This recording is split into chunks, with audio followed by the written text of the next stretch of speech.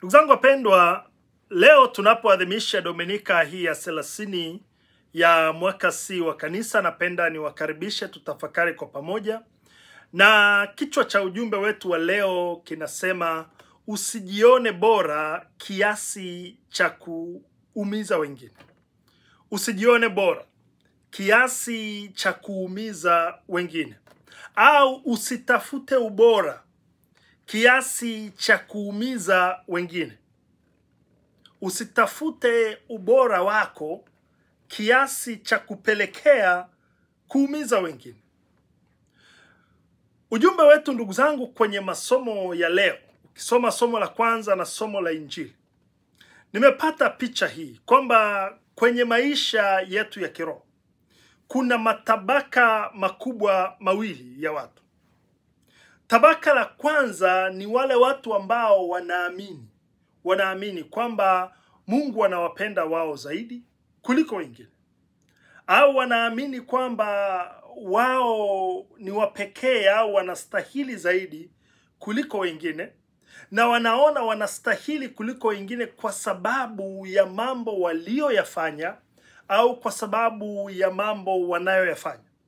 Kwa wanaona hayo mambo wanayoyafanya ni makubwa sana, ni ya pekee kuliko wengine. Kwa sababu hiyo Mungu anawatazama kipekee.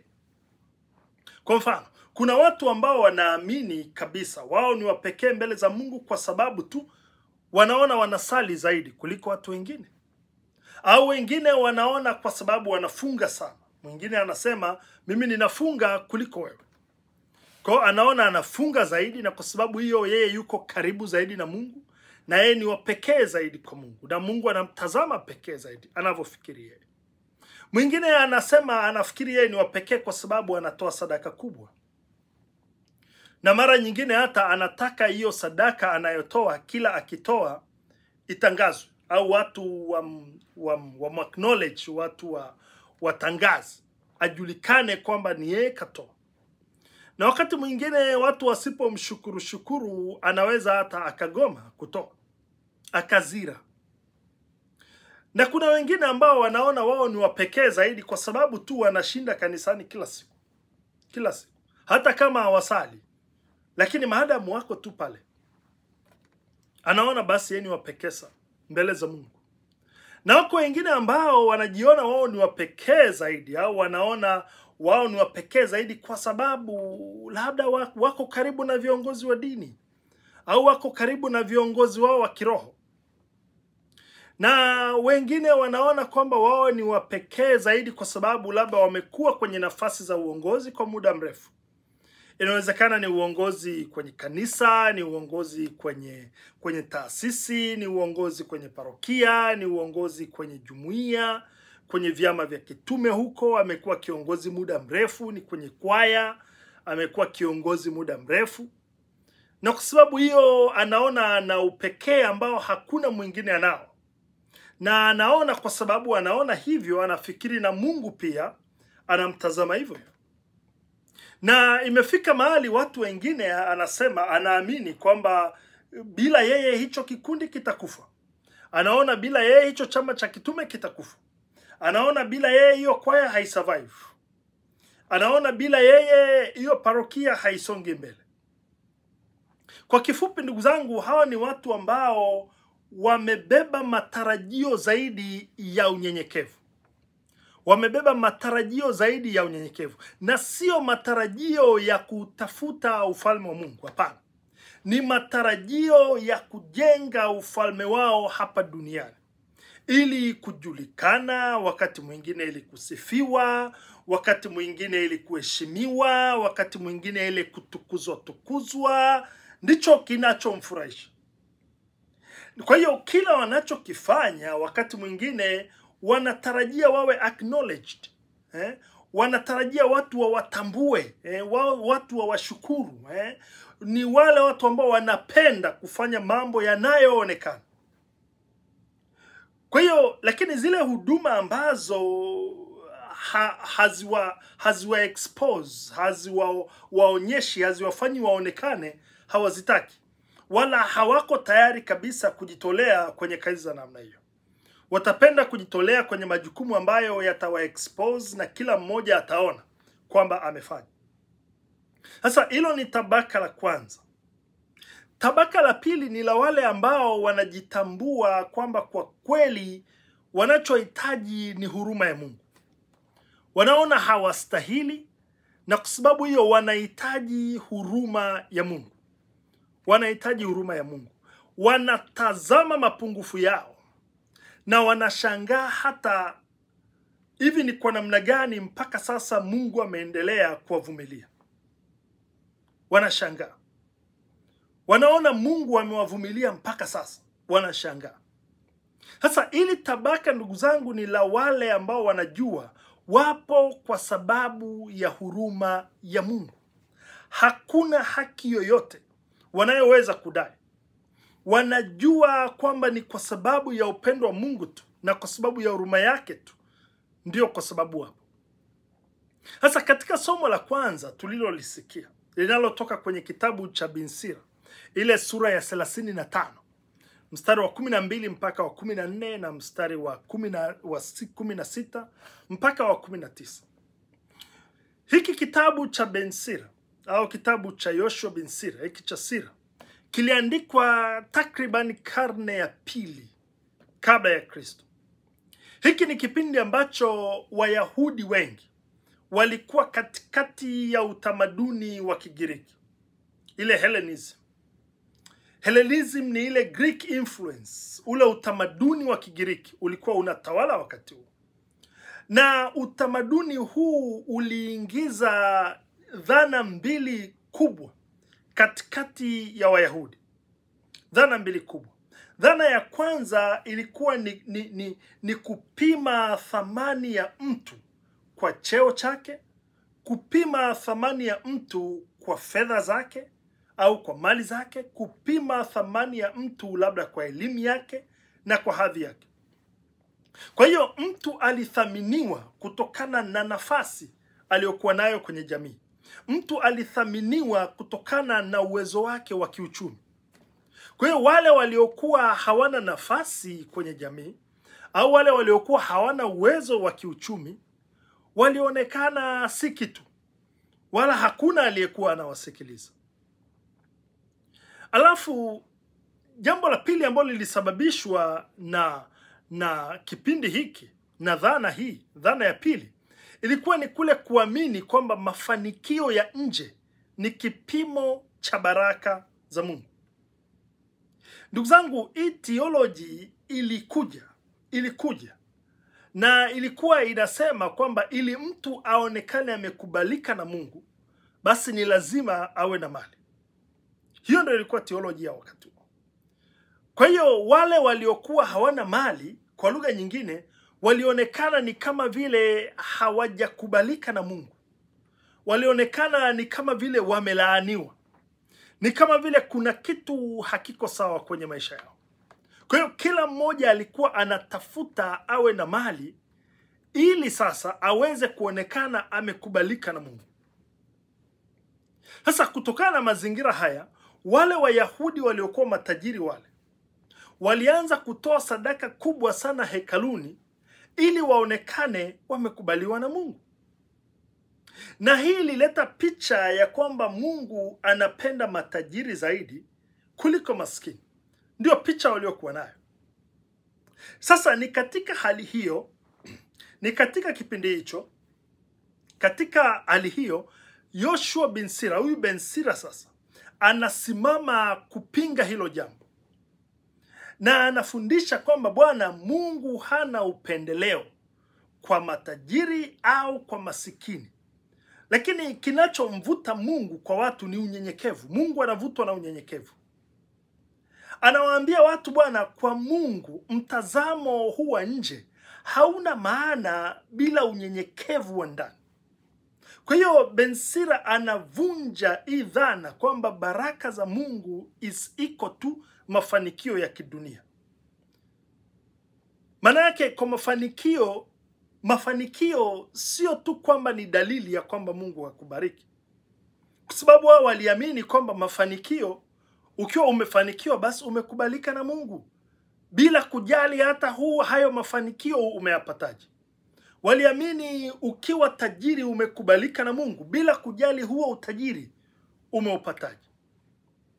Kwa hiyo kabla ya hapo watu kwa sababu hii watu walianza kuwanyonya wengine, watu walianza kuwaibia wengine ili tu waweze kufanikiwa wao, ili waweze kupata mali na waonekane wamekubalika na Mungu.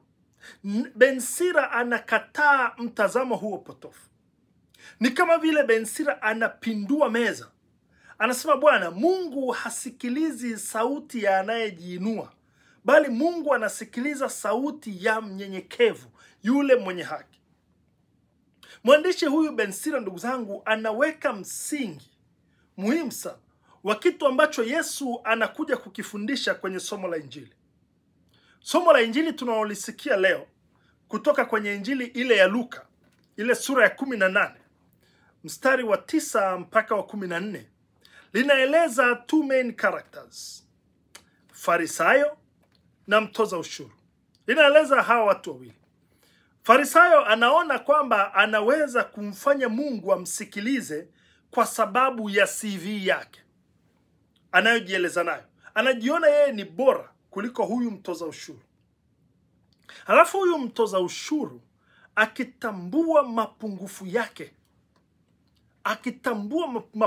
mapungufu yake na kwamba jinsi asivyostahili, anasimama kwa mbali akiomba huruma ya Mungu. Na Yesu anasema wazi kwamba huyu mtoza ushuru aliondoka akiwa amehesabiwa haki, lakini huyu Farisayo hakuambulia chochote. Sasa leo ninataka tumuangalie kwa kweli huyu Farisayo. Nataka tumwangalie huyu Mfarisayo sio kwa lengo la kumhukumu. Hapana, nataka tumwangalie huyu Mfarisayo ili atusaidie tujimulike na sisi. Tuone kama kuna Farisayo anayeishi ndani yetu ili tuweze kubadilika. Nataka huyu Farisayo atusaidie kujitazama na sisi maisha yetu.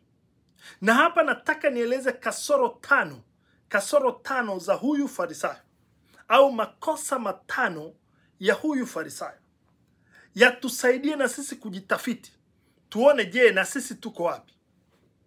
Kosa la kwanza la huyu Farisayo, au kasoro ya kwanza ya huyu Farisayo, ilikuwa ni kujihesabia haki.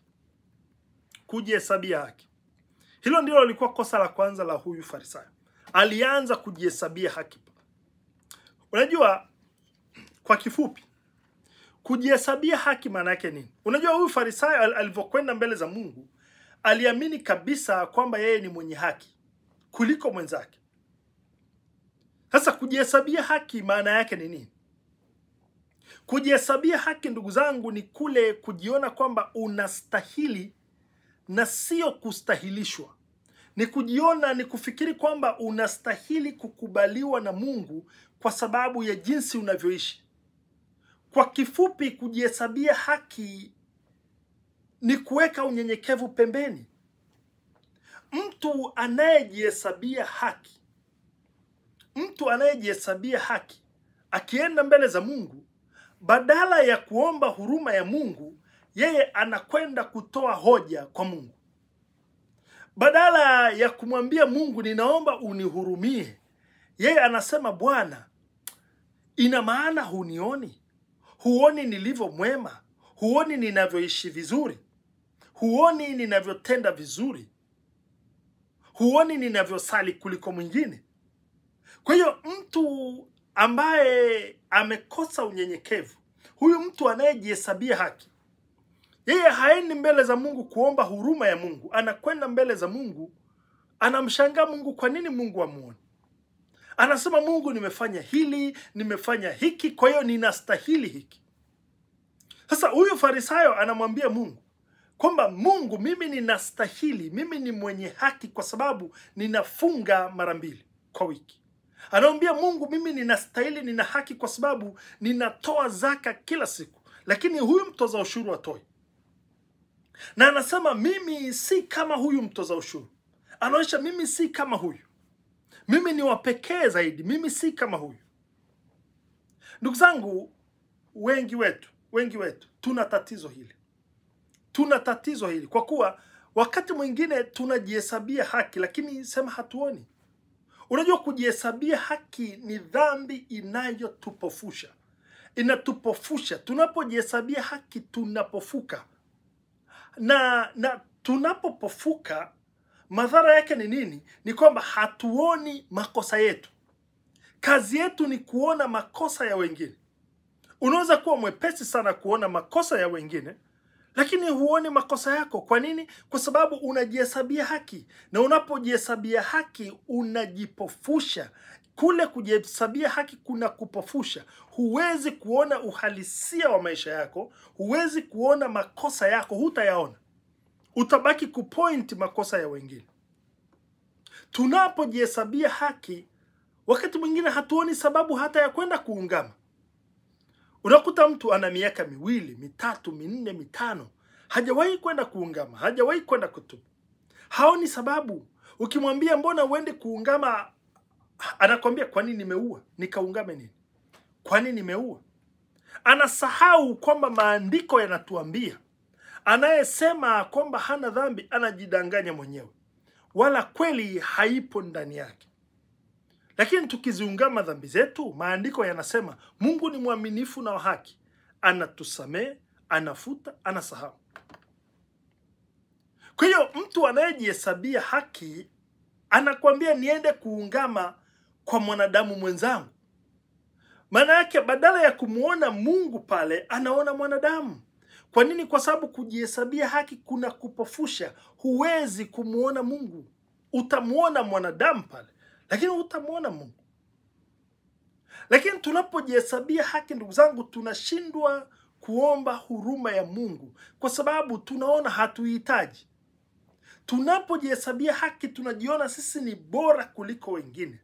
Tunapojihesabia haki tunaona hatuna sababu ya kuomba neema ya Mungu kwa sababu tunaona sisi wenyewe tunajitosheleza. Tunapojihesabia haki, ndugu zangu, tunakosa unyenyekevu. Na unyenyekevu ndani yetu unakuwa sifuri kwa sababu hatuna. Kwa hiyo tunapokwenda mbele za Mungu, ni muhimu tukumbuke. Ni muhimu tukumbuke kwamba sisi ni wenye dhambi. Tunaohitaji huruma ya Mungu. Kumbuka jambo hili siku zote. Huyu Farisayo hakufeli kwa sababu ya matendo yake. Alifeli kwa sababu alifikiri kwamba matendo yake yanaweza kumfanya asihitaji tena huruma ya Mungu.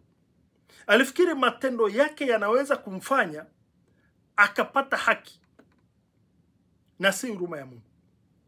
Kwa hilo ndilo kosa lake la kwanza. Alijihesabia haki. Hebu jiulize ndugu zangu, wewe vipi? Kosa la pili la huyu Farisayo ilikuwa ni dharau. Lilikuwa kosa lake la pili. Unajua, baada ya kujihesabia haki, hatua inayofuata utadharau wengine. Ukiwa ni mtu wa kujihesabia haki, kuona wewe ni bora kuliko wengine, hatua inayofuata utaanza kudharau wengine. Huyu Farisayo hakusimama tu na kujisifia, lakini aliongeza maneno zaidi kwamba mimi sio kama wengine. Mimi si kama huyu mtoza ushuru. Hii ndio sura halisi ya dharau. Kwa hiyo dharau si tu kujiona kwamba wewe ni mzuri, lakini bali ni kuona wengine wako duni. Ukiwa na dharau, unaona wengine wako duni. Unaona wengine hawafai mbele za Mungu zaidi yako wewe. Sasa huyu Farisayo alipoanza kujihesabia haki, alijikuta anadharau wengine. Anadharau wengine. Na hili neno kudharau wengine linavyotafsiriwa kwenye Kigiriki, maana yake ni to look down. Yani kumwangalia mtu chini. Ni ile attitude ya kuwaona wengine si kitu. Ni ile attitude ya kuwaona wengine hawana maana. Ni ile attitude ya kujiona kwamba wewe uko juu kuliko wengine na wengine wako chini, na unaona wengine wanastahili kuwa chini na hawastahili kuwa mahali wewe ulipo. Unajua, dharau ina tabia kuu mbili. Dharau ina tabia kuu mbili. Tabia ya kwanza ya dharau ni kujitangaza kwa kujilinganisha. Hiyo ni tabia ya kwanza ya dharau. Ni kujitangaza kwa kujilinganisha na wengine. Kutaka wengine wakuone wewe ni bora na kuwaweka wengine chini, kwamba wengine wako chini yako. Unajitangaza wewe uko juu na wengine wote wako chini yako. Ni kule kusema kwamba mimi si kama yule, mimi ni bora zaidi. Lakini pia kujidharau, tabia ya pili ya dharau, tabia ya pili ya dharau ni kupunguza thamani ya mtu kwa kuanika dhambi zake hadharani. Ni kupunguza thamani ya mtu kwa kuanika dhambi zake hadharani. Unajua, huyu Farisayo huyu alimuona mtoza ushuru hafai na anaanika makosa yake hadharani, kwamba mimi si kama yule, mimi si kama huyu mtoza ushuru, mimi nafanya hivi lakini yule anafanya 1 2 3. Anaanika makosa yake, wakati huku yeye anatangaza sifa yake ilivyo nzuri, lakini anaanika makosa ya mwingine. Sasa ndugu zangu, kwa nini dharau ni hatari kwenye maisha yetu ya kiroho? Unajua, dharau ndugu zangu inafunga ule mlango wa huruma. Inafunga kabisa ule mlango wa huruma. Huwezi kuona rehema tena, huwezi kutafuta rehema tena. Kwa nini? Kwa sababu unajiona wewe ni bora zaidi. Dharau ndugu zangu inakufanya uwe kipofu. Huwezi kuona makosa yako, ila utaona makosa ya wengine. Dharau inakupeleka mbali na moyo wa Mungu, kwa sababu Mungu anawapinga wenye dharau, anawapinga na wenye kiburi pia. Kwa hiyo ndugu zangu, dharau ni mbaya na ni tatizo kubwa, ni tatizo kubwa sana leo hii. Ni tatizo kubwa leo hii. Dharau ni tatizo kubwa sana leo hii. Unajua, yupo mtu ambaye anawadharau tu wengine. Anadharau wengine kwa sababu labda yeye tu ameolewa na wengine hawajaolewa. Kwa anaona wale ambao hawajaolewa si kitu kama yeye aliyeolewa. Anaona hawana maana. Anasahau na yeye alikuwa kwenye wakati kama huo. Wapo wengine wanawadharau watu wanawaomba msaada. Wapo wengine wanawadharau watu ambao ni wafanyakazi wao. Kama yeye ana nafasi nzuri kwenye kampuni, ana nafasi nzuri kwenye hilo shirika, ana nafasi nzuri kwenye hiyo serikali, anaona wale walio chini si kitu. Wengine wako wanawadharau hata wake zao, waume zao, hawajali hisia zao, hawaoni umuhimu wao. Wako wengine wanadharau hata watu wa makabila fulani fulani. Anaweza kuwa anachukuliana na wewe vizuri, kwa sababu hajajua kabila lako. Akijua kabila lako na kama liko kwenye ile listi ya wale anawaona hawana maana kwake, utaona mahusiano yenu yamebadilika. Kwa nini? Anakuweka kwenye lile box. Wako wengine wanawadharau wenzao, tena Wakristo wenzao. Na hapa kuna mtego mkubwa sana katikati ya Wakristo. Kama kuna eneo shetani amefanikiwa kukamata Wakristo ni hapa. Mkristo mmoja anamdharau mwingine kwa sababu tu hasali kama yeye. Kwa sababu tu haendi kwenye kanisa analoenda. Kwa sababu tu wako kwenye madhehebu tofauti. Kwa anaona hawa wa dhehebu hili wao hawajaokoka sawa sawa. Anaona wa dhehebu hili wanakwenda motoni. Anaona yeye dhehebu lake ndio la pekee zaidi. Na hata anaamini kabisa Yesu akija ataacha wengine wote, atawachukua dhehebu lake tu. Huu ni mtego mkubwa. Kinafika kipindi Wakristo badala ya kuhubiri kukemea dhambi na kuhubiri conversion, watu wanabaki kuhubiri kuhusu madhehebu, kutukana madhehebu mengine na kufeva madhehebu yao. Huu ni mtego mkubwa. Kwa hiyo hilo lilikuwa kosa la pili la huyu Farisayo, dharau. Kosa la tatu la huyu Farisayo lilikuwa ni kujivuna. Lilikuwa kosa la tatu la huyu Farisayo. Unajua, baada ya huyu Farisayo kujihesabia haki, baada ya kuwadharau wengine, kilichofuata, hatua iliyofuata, iliyojitokeza ndani yake ni kujivuna. Kujisifu mbele za Mungu kwa sababu ya mafanikio yake. Kwa sababu ya mafanikio yake. Akaanza kujiinua mbele za Mungu kwa sababu ya mafanikio yake. Na hata kwenye sala yake anaonyesha wazi wazi. Anasema mimi ninafunga mara 2 kwa wiki, mimi ninatoa zaka kila juma, mimi ninatoa sadaka kubwa, mimi ninasali zaidi. Anataja haya mambo si kama shukrani kwa sababu ya neema ya Mungu, hapana. Anataja haya mambo kama taji la mafanikio yake binafsi. Sasa huyu hakuwa anashukuru, alikuwa anajivuna. Unajua kuna tofauti kati ya kushukuru na kujivuna. Kuna tofauti kati ya kushukuru na kujivuna. Shukrani inasema, asante Mungu kwa kunisaidia kufanya haya. Asante Mungu kwa kunisaidia kufanya haya. Hiyo ndio shukrani. Majivuno yanasema, ona nilivyofanya, ninastahili kukubalika. Kwa nilivyofanya 1, 2, 3, mimi ninastahili. Kwa sababu hii ninastahili. Kwa hiyo kuna tofauti. Sasa huyu Farisayo hakuwa anashukuru, alikuwa anajivuna mbele za Mungu. Sasa utajuaje una majivuno? Au mtu anayejivuna kazi yake ni nini? Mtu anayejivuna kazi yake ni kutangaza mafanikio yake hadharani kama huyu Farisayo, kwa lengo la kuonyesha utakatifu wake, kwa lengo la kuonyesha ubora wake kuliko wengine. Hiyo ndio kazi yake. Mtu mwenye majivuno hata mkiri Mungu kama chanzo cha mafanikio yake. Atajiweka yeye mwenyewe.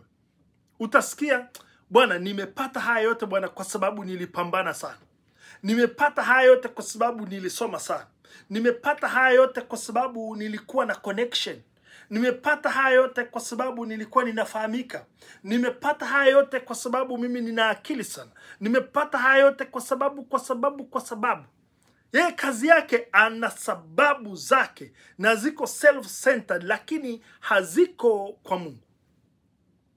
Anachotafuta yeye ni utukufu wake na hampi Mungu utukufu.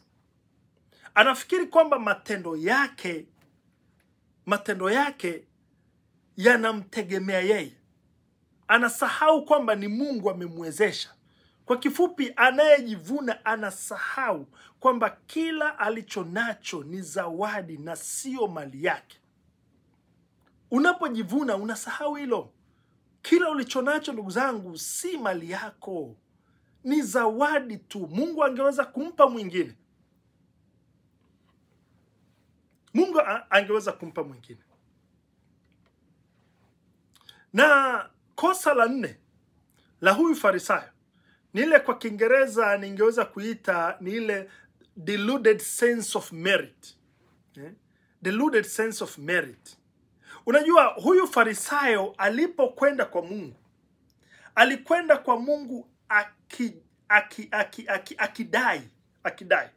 Alikwenda kwa Mungu kama mtu anayestahili kujibiwa kwa sababu ya haki yake. Anaenda mbele za Mungu kama mtu ambaye kwamba Mungu ana deni. Ni kama vile anamdai Mungu. Anaenda kwa Mungu kama anamdai Mungu. Mungu ana deni analopaswa kumlipa. Kwa nini? Kwa sababu yeye ni mwema sana, na kwa sababu hiyo anaona Mungu anapaswa kumlipa baraka. Anaona anamdai Mungu. Ndugu zangu, hii ni mentality ambayo hata sisi wakati mwingine tumekuwa nayo. Hivi ndugu zangu, ni mara ngapi tumemkasirikia Mungu tu kwa sababu hakutujibu tulivyotaka. Ni mara ngapi tuliona kwamba Mungu alipaswa kutujibu namna hii na sio namna hii. Manake tunadai Mungu utujibu namna hii na sio namna hii. Ni mara ngapi ndugu zangu tunaona kwamba Mungu alipaswa kutuponya au Mungu anapaswa kutuponya. Ni mara ngapi labda wazazi wako wamefariki na unaona kwamba walipaswa kuwa hai, na unamuuliza Mungu na unadai kwa nini Mungu amewachukua. Ni mara ngapi ndugu zangu tunadai kwamba Mungu, nilipaswa kufaulu, nilipaswa kufanikiwa, nilipaswa niwe na hela, nilipaswa niwe na mali, kwa nini hunisaidii? Kwa nini hunisaidii? Na mtu anagombana na Mungu, haendi kanisani tena, anazira. Kwa nini? Kwa sababu anadai. Ni mara ngapi ndugu zangu tunajikuta tunadai. Ni mara ngapi tumeona kwamba God is unfair, tunaona Mungu si wa haki. Kwa nini? Kwa sababu hakutupa tunavyoona tuna deserve. Kuna vitu tunaona tuna deserve kuwa navyo, na tunashangaa kwa nini Mungu hatupi. Tunashangaa. Kwa hiyo tunadai. Sasa leo ndugu zangu tunakumbushwa tusiwe kama huyu Farisayo. Tukumbuke kwamba chochote tunachokipokea kutoka kwa Mungu, tunapokea kwa sababu ya huruma yake na si kwa sababu ya mastaili yetu. Kuna wengine wanafikiri kwamba wanaweza kumbadilisha Mungu kwa kufunga. Wanafunga alafu wanamdai Mungu kwamba Mungu, ninahitaji kwa sababu nimefunga. Ndugu zangu, ngoja nikwambie hivi bwana. Kufunga kwako hakumtishii Mungu. Wala kufunga kwako hakumtishii shetani.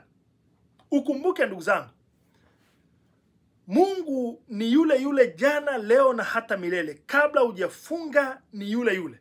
Umefunga ni yule yule. Umefuturu jioni ni yule yule. Wala kufunga kwako hakumbadilishi shetani.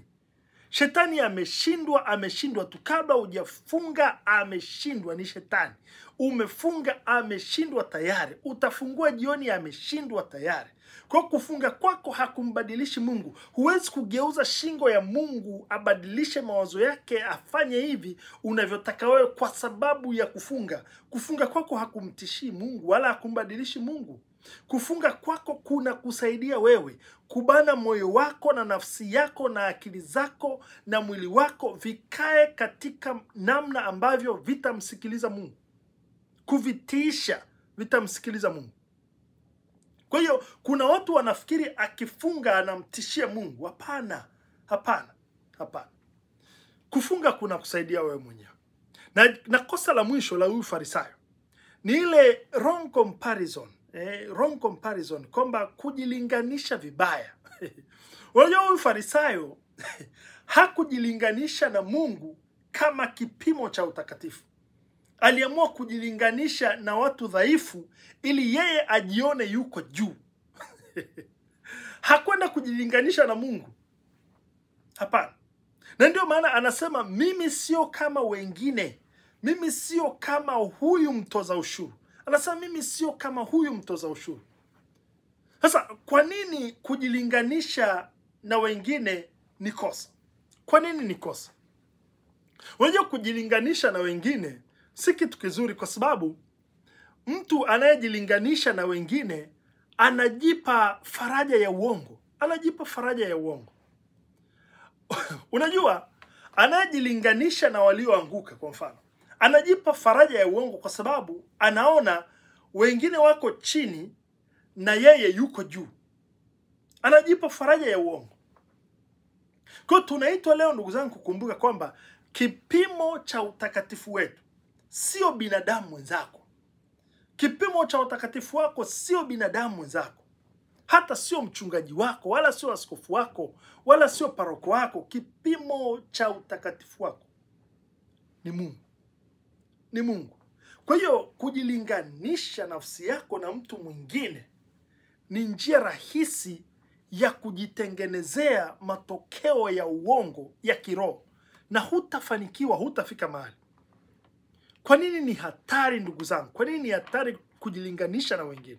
Ni hatari sana kwa sababu kujilinganisha na wengine kunapunguza ndani yetu lile hitaji la kubadilika. Ile hali ya kutaka kubadilika kunapungua ndani yetu, inapungua. Kwa nini? Kwa sababu hatuoni sababu ya kubadilika, kwa sababu tunajiona tuko bora kuliko wengine. Kwa nini tunajilinganisha na hawa wengine? Kwa hatuoni kwa nini tubadilike. Kama nimewazidi wote hao, kwa nini nibadilike? Kujilinganisha na wengine kunaua ule moyo wa toba ndani yetu. Ule moyo wa toba ndani yetu. Kwa nini tunajiona sisi si wabaya kama wengine? Kujilinganisha na wengine kunatufanya tuwadharau wengine. Kwa sababu tunapojilinganisha na wengine, tunajiona tuko juu kuliko wengine, na tunaona wengine wako chini, na sisi tunaanza kujivuna na kujiweka juu kuliko wengine.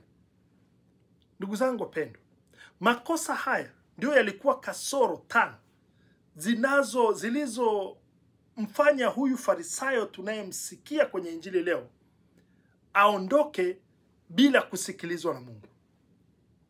Swali ninalotaka tujiulize, vipi sisi? Vipi mimi na wewe? Tuna hali gani? Je, kuna namna tunamuona huyu Farisayo ndani yetu? Je, kuna namna tunaona element za huyu Farisayo ndani yetu? Basi tuombe neema ya Mungu ituvushe kwenye mtego huu. Mungu Mwenyezi awabariki na kuwatunza, na watakia Dominika njema.